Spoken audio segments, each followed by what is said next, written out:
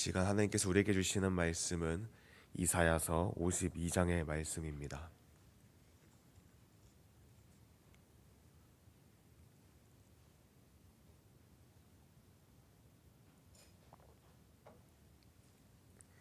이사야서 52장 1절에서 15절 말씀을 함께 교독하겠습니다.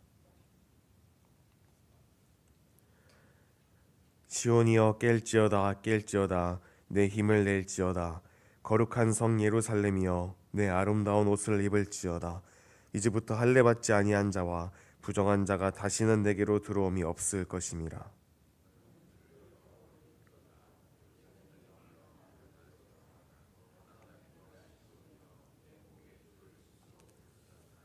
여호와께서 이와 같이 말씀하시되 너희가 값없이 발렸으니 돈 없이 속량되리라.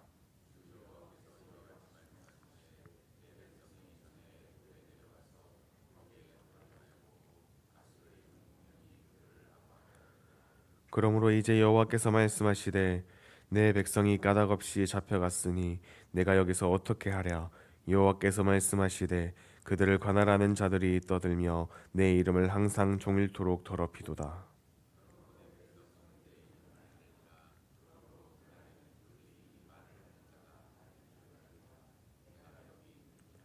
좋은 소식을 전하며 평안을 공포하며 복된 좋은 소식을 가져오며 구원을 공포하며 시온을 향하여 이르기를 내 하나님이 통치하신다 하는 자의 산을 넘는 발이 어찌 그리 아름다운가.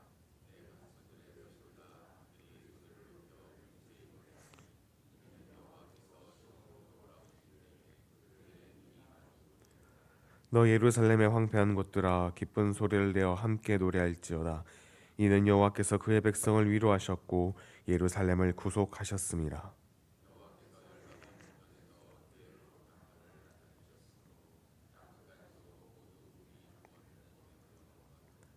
너희는 떠날지어다 떠날지어다 거기서 나오고 부정한 것을 만지지 말지어다. 그 가운데서 나올지어다. 여호와의 기구를 매는 자들이여 스스로 정결하게 할지어다.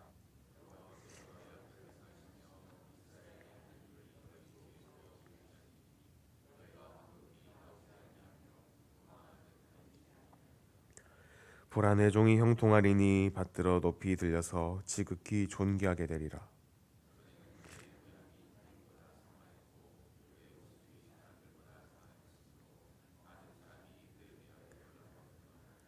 그가 나라들을 놀라게 할 것이며 왕들은 그로 말미암아 그들의 입을 봉하리니 이는 그들이 아직 그들에게 전파되지 아니한 것을 볼 것이요 아직 듣지 못한 것을 깨달을 것임이라. 아멘. 오늘 본문인 이사야서 52장 말씀은 바벨론 포로 생활을 하던 이스라엘 백성에게 하나님께 주시는 위로와 회복의 메시지입니다. 또한 하나님께서 오랜 포로 생활로 인해 영적으로 무기력해지고 낙심한 상태에 놓여 있는 이스라엘 백성에게 하시는 강력한 선포의 메시지입니다. 1절은 이렇게 시작됩니다. 시온이여 깰지어다 깰지어다. 하나님은 그들에게 깨어나야 한다고 말씀하고 계십니다. 여기서 깨다라는 의미는 단순히 잠에서 깨는 것이 아닙니다. 이것은 영적으로 깨닫는 것을 이야기합니다. 영어 성경인 NIV에서 이 깰지어다를 wake가 아닌 awake라고 기록하고 있습니다. 이것은 생각과 마음의 변화를 의미합니다. 하나님은 왕이시며 모든 나라를 다스리시는 분이라는 것을, 하나님께서는 우리의 주인 되시며 우리의 아버지 되신다는 것을, 하나님께서 행하신 모든 것을 깨닫고 잊었던 신앙을 다시 회복하며 영적인 상태로 돌아가는 것, 이것을 바로 깨다라고 이야기하고 있습니다. 깨는 것은 다른 표현으로 여호와께 돌이키는 것입니다. 하나님께서는 다시 바벨론의 사람에서 벗어나 거룩하신 하나님의 백성으로 돌아오라고, 그리고 또 회복되기를 원하고 계신다는 것입니다. 하나님께서 오늘날 우리에게도 깰지어다 깰지어다 말씀하고 계십니다. 그렇다면 우리는 무엇으로부터 깨어나야 합니까? 그리고 왜 깨어나야 합니까? 우리는 어떻게 해야 영적으로 깨어날 수 있으며 어떻게 해야 하나님 앞에서 준비된 삶을 살아갈 수 있을까요? 오늘 본문을 통해 하나님께서 우리에게 말씀하시는 것이 무엇인지 살펴보도록 하겠습니다. 우리는 먼저 힘을 내야 합니다. 하나님 우리에게 깨어나 힘을 내라고 말씀하십니다. 깰지어다 깰지어다 내 힘을 낼지어다. 우리가 절망할 때 그리고 영적으로 나태할 때 하나님 우리에게도 같은 말씀을 하십니다. 깨어나라 그리고 힘을 내라. 바벨론의 포로 생활은 이스라엘 백성들을 지치게 만들었고 또한 우리의 삶 가운데 살펴보면 어려움과 문제들이 계속 반복될 때 우리 또한 지치고 낙심하게 됩니다. 하지만 하나님은 우리가 다시 힘을 내기를 원하십니다. 하나님께서는 우리를 일으키시며 우리에게 새로운 힘을 공급해 주실 것입니다. 깨어난다는 것은 단순히 정신을 차리는 것이 아니라 우리의 영혼이 다시 하나님을 바라보는 것을 의미합니다. 하나님께서 나를 부르신다는 것을 인식하고 다시금 하나님의 능력을 붙잡고 일어서는 우리가 되어야 할 것입니다. 그것이 바로 본문에서 말씀하는 힘을 내는 자의 모습입니다. 두 번째는 이것입니다. 아름다운 옷을 입을지어다. 하나님이 이스라엘 백성들에게 아름다운 옷을 입으라고 말씀하십니다. 이 옷은 어떤 기능을 하고 있습니까? 옷에는 다양한 기능들이 있습니다. 먼저는 체온을 유지하는 것입니다. 그리고 외부로부터 나의 몸을 보호하는 기능을 합니다. 그리고 한 가지는 그 사람의 정체성을 나타냅니다. 의사 가운을 입고 있으면 그 사람은 의사입니다. 경찰 제복을 입고 있으면 그 사람은 경찰입니다. 또는 우스갯소리지만 교회에서 검은 정장에 넥타이를 하고 있으면 성도님들은 대부분 교역자로 생각을 합니다. 이처럼 옷은 직업을 나타내는데 단순히 직업만 나타내는 것이 아니라 그 사람의 정체성을 나타냅니다. 그리고 또한 옷은 그 사람의 마음가짐과 태도를 나타냅니다. 오늘 이 자리에 예배드리기 위해 나오신 성도님들 그리고 주일 예배 때 나오실 때 그 옷의 모습을 보면은 단정하고 깔끔하게 입습니다. 왜냐하면은 거룩하신 하나님 앞에 예배드리러 나오기 때문입니다. 이처럼 옷은 그 사람의 직업을 나타내기도 하지만 정체성 그리고 마음가짐과 태도를 나타냅니다. 그렇다면 본문에서 말씀하고 있는 아름다운 옷은 어떤 옷이겠습니까? 겉으로 화려하고 멋있는 옷이 아니라 이는 거룩함의 옷을 입은 자들을 뜻합니다. 바벨론에서의 과거를 청산하고 하나님의 거룩한 백성으로 단장하라는 뜻입니다. 신부가 결혼식을 앞두고 자신을 단장하듯이 우리는 예수님의 오심을 기다리며 믿음의 옷, 거룩한 옷을 입어야 합니다. 이스라엘 백성들은 오랜 시간 바벨론의 지배하에 살아가면서 점점 그들의 문화에 익숙해져 갔습니다. 율법을 잊어버리게 되고 정결법을 잊어버리게 됩니다. 그러나 하나님은 다시 그들을 정결하게 하시며 하나님의 거룩한 백성으로 삼으시길 원합니다. 우리 또한 마찬가지이겠습니다. 하나님께서 기뻐하시는 거룩의 옷, 하나님께서 보시기에 아름다운 옷을 입으며 살아갈 수 있는 저와 여러분 되시기 바랍니다. 세 번째는 이것입니다. 티끌을 털어버릴지어다. 하나님께서는 우리에게 티끌을 털어버리라고 말씀하십니다. 우리나라 속담에 이런 말이 있습니다. 티끌 모아 태산. 아무리 작은 것이라도 계속해서 모으다 보면 큰 것이 된다라는 긍정적인 의미의 속담입니다. 그러나 오늘 성경에서는 이 티끌은 부정적인 의미로 우리에게 보여지고 있습니다. 티끌 같은 죄, 우리 삶 가운데 티끌 같은 죄가 너무나도 많은데 우리는 이것을 인지조차 못하고 살아가는 데 문제가 있습니다. 우리는 항상 하나님 앞에서 큰 죄를 두려워합니다. 크고 겉으로 드러나는 문제되는 그런 죄들을 우리는 조심하고 경각심을 가지며 살아가지만 우리의 삶을 살펴보면 정말 작은 죄, 누가 보기에 사소한 죄, 누가 보기엔 정말 아무것도 아닌 먼지 같은 티끌 같은 죄를 우리는 간과하고 무시하며 살아갈 때가 많다는 것입니다. 어릴 적에 이런 경험이 있었습니다. 녹슨 못에 살짝 찔린 적이 있었는데 어린 시절 파상풍이라는 것이 너무나도 무섭고 정말 위험한 질병이라는 인식이 있었더니 정말 작게 찔렸음에도 부모님께 달려가서 울면서 엄마 나 녹슨 옷에 찔렸어 이렇게 어머니에게 이야기했던 그런 저의 어린 시절 기억이 있습니다. 왜냐하면 그 파상풍이라는 것이 정말 작은 상처에서 온몸이 썩어가는 그런 질병으로 변하기 때문입니다. 우리의 죄도 마찬가지입니다. 우리 신체 가운데 작은 상처가 골마서 우리 몸을 아프게 하듯이 우리 삶 가운데 작은 티끌 하나가 쌓여다 갈 때 그것은 우리의 육신을 죽이게 되고 우리의 영을 사망으로 이끌어 갑니다. 그러므로 오늘 본문 말씀에서 티끌을 털어버리라고 말씀하십니다. 작은 티끌조차도 우리는 털어내야 합니다. 그렇다면 우리는 어떤 티끌을 벗어내야 하겠습니까? 어떤 티끌을 털어내야 하겠습니까? 세상의 가치관과 세속적인 습관들이 우리 마음속에 남아있지는 않은가? 거룩하신 하나님의 백성으로 살아가겠다고 결단하며 지금까지 살아왔지만 그 거룩하신 하나님의 백성의 모습과는 다른 작은 우리의 습관과 티끌이 있다면 우리 모두는 그것을 털어내야 합니다. 네 번째는 이것입니다. 우리 목의 줄을 스스로 풀어라고 말씀하고 계십니다. 개에게 목줄이 채워져 있으면은 그 개에게 주인은 누구인지 명확하게 보여줍니다.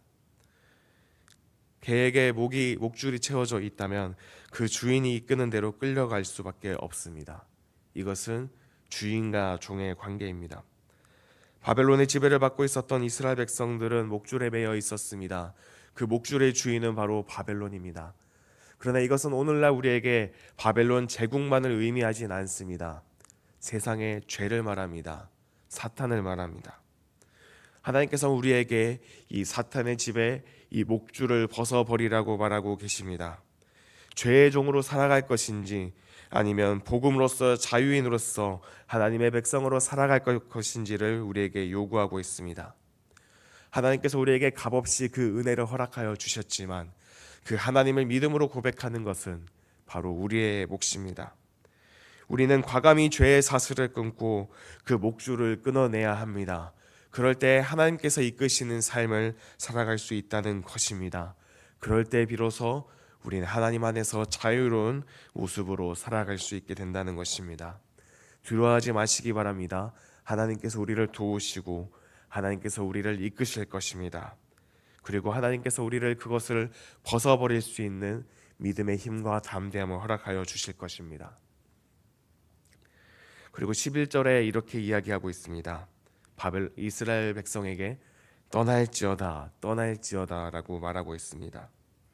단순히 바벨론이라는 물리적인 장소를 떠나는 것이 아니라 그들의 삶 가운데 있는 바벨론에서 죄악된 삶에서 완전히 떠나라고 말씀하고 계신 것입니다. 이것이 바로 본문 말씀에서 말하는 떠날지어다의 의미입니다. 우리는 세상으로 보냄받은 사람들입니다. 우리는 세상의 죄로부터 우리는 떠나야 할 것입니다. 그러나 하나님께서 우리를 세상에 보내신 이유는 세상과 분리된 삶을 살아가라고 말씀하신 것이 아닙니다. 세상과 구별된 삶을 살아가라고 말씀하신 것입니다. 로마서 12장 2절 말씀에 이렇게 기록되어 있습니다. 너희는 이 세대를 본받지 말고 오직 마음을 새롭게 함으로 변화를 받아 하나님의 선하시고 기뻐하시고 온전하신 뜻이 무엇인지 분별하도록 하라. 우리는 세상과 분리된 삶을 살아가는 자들이 아니라 세상과 구별된, 세상을 분별하며 살아가는 사람들로 보냄을 받았다는 것입니다. 오히려 우리는 세상 속에서 빛으로 살아가야 합니다. 어둠 가운데 빛을 비추는 거룩한 하나님의 빛으로 살아가야 합니다. 또한 소금으로 살아가야 합니다.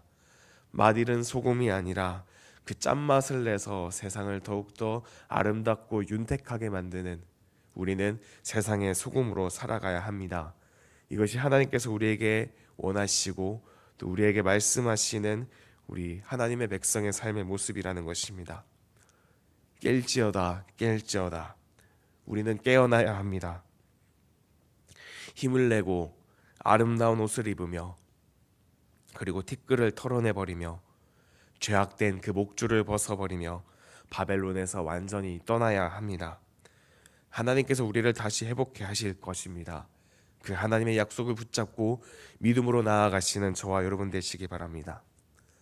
근데 오늘 본문 말씀에서 단순히 회복에서 끝나지 않는다는 것을 우리에게 보여주고 있습니다.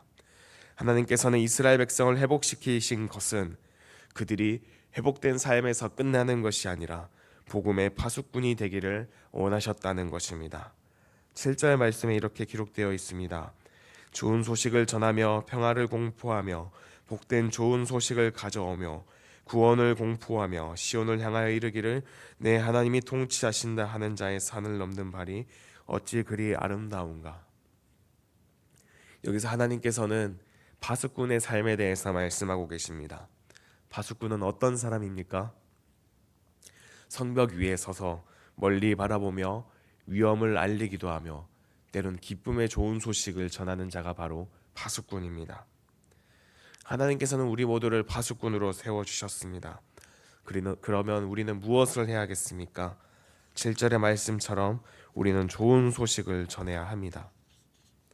복음은 생명과 영생을 주는 기쁜 소식입니다. 우리는 또한 평화를 선포해야 합니다. 예수 그리스도께서 우리에게 세상이 줄 수 없는 평안을 주시겠다고 약속하셨습니다. 그러므로 우리는 그 예수 그리스도의 평화를 선포해야겠습니다. 그리고 우리는 하나님의 통치하심을 선포해야 합니다. 하나님께서 모든 만물을 다스리시며 또 모든 만물을 통치하시는 분이심을 우리는 기억해야 합니다. 그리고 그 하나님의 나라가 이 땅 가운데 임했습니다. 머지않아 그 하나님의 통치하심이 이 땅 가운데 완성될 것입니다. 그 이루어질 하나님의 나라를 함께 만들어가며 그 하나님의 나라를 선포하는 것이 파수꾼된 우리의 사명이겠습니다. 우리는 이 사명을 잘 감당해야 합니다. 이것이 하나님께서 우리를 회복해 하신 그 목적이라는 것입니다. 이 자리에 있는 우리 모두에게 예수 그리스도의 피로 생명을 주시고 죽음의 권세로부터 회복시킨 이유는 이 파수꾼으로 살아가는 것입니다. 그러므로 먼저 우리는 복음의 기쁨을 누려야 하겠습니다. 이 복음의 기쁜 소식이 나에게도 기쁜 소식이 되어야만 우리는 이 복음을 기쁜 소식으로 전할 수 있습니다. 우리는 예수 그리스도께서 주시는 그 평안을 누리는 사람이 되어야 합니다. 그 예수 그리스도께서 주시는 평안을 누리지도 못하는데 어떻게 세상에 나아가 그 평화와 평안을 외칠 수 있겠습니까? 또한 우리는 하나님의 지배와 통치하심 아래 거해야 합니다. 계속해서 죄의 권세 아래 지배받고 있는데 어떻게 해서 우리가 하나님의 통치하심과 다스리심을 세상 가운데 선포할 수 있겠습니까? 그러므로 우리는 복음 가운데 기쁨을 누려야 합니다. 그리고 예수 그리스도께서 주시는 그 평안을 누리며 살아가야 할 것입니다. 또한 나의 힘과 능력이 아니라 나의 의지가 아니라 죄의 지배하에 살아가는 것이 아니라 온전히 하나님께 맡겨드리며 그분의 백성으로 살아가는 것, 이것이 먼저 우리의 모습이 되어야 하겠습니다. 그럴 때 우리가 증거하는 이 복음된 삶이 하나님께서 기뻐하시는 삶이 될 것이며 또한 세상 가운데 그들이 믿는 사람들을 바라볼 때 하나님을 믿는 사람들은 정말 다르구나. 하나님을 믿는 사람들에겐 기쁨이 있구나. 그들에게 평안과 자유가 있구나. 그들은 불안해하지 않고 하나님께 맡겨드리는 안정된 삶을 살아가고 있구나. 세상 사람들이 느끼게 될 것입니다. 그것이 바로 세상 가운데 빛과 소금으로 보내신 우리를 향한 하나님의 계획과 목적이라는 것을 굳게 믿으시며 살아가는 여러분 되시기 바랍니다. 또 성경 마지막 부분에 13절에서 15절 부분은 이사야서의 네 번째 종의 노래가 시작되는 부분입니다. 본격적인 내용은 또한 내일 53장에서 나오게 됩니다. 지금 시간이 많이 없어 이 말씀에 대해서 깊게 나누진 못하겠지만 오늘 52장 13절에서 15절은 그리스도께서 우리 삶 가운데 어떠한 모습으로 우리 가운데 나타날지를 이야기하고 있습니다. 보라 내 종이 형통하리니 받들어 높이 들려서 지극히 존귀하게 되리라. 전에는 그의 모양이 타인보다 상하였고 그의 모습이 사람들보다 상하였으므로 많은 사람이 그에 대하여 놀랐거니와 그가 사람들은 놀라게 할 것이며 왕들은 그로 말미암아 그들의 입을 봉하리니 이는 그들이 아직 그들에게 전파되지 아니한 것을 볼 것이요 아직 듣지 못한 것을 깨달을 것임이라. 이렇게 이사야서 52장 13절에서 15절 말씀이 이렇게 고난받는 종에 대한 이야기로 끝납니다. 예수 그리스도께서 십자가에 못 박히시고 모진 고난을 당하셨을 때 그 모습을 참이 가히 말할 수 없을 것입니다. 너무나도 상했고 너무나도 망가진 그 예수님의 모습. 하지만 결국 그 모습이 다른 사람들보다 상하였지만 결국엔 가장 아름다운 모습으로 변화될 것임을 성경은 말하고 있습니다. 실패와 좌절이 아닌 최후 승리를 선포하시는 그 예수 그리스도의 그 메시지를 또 내일 예배 가운데 발견하시는 저와 여러분 되시기를 바랍니다. 하나님께서 우리에게 크신 은혜 베풀어 주실 줄 믿습니다.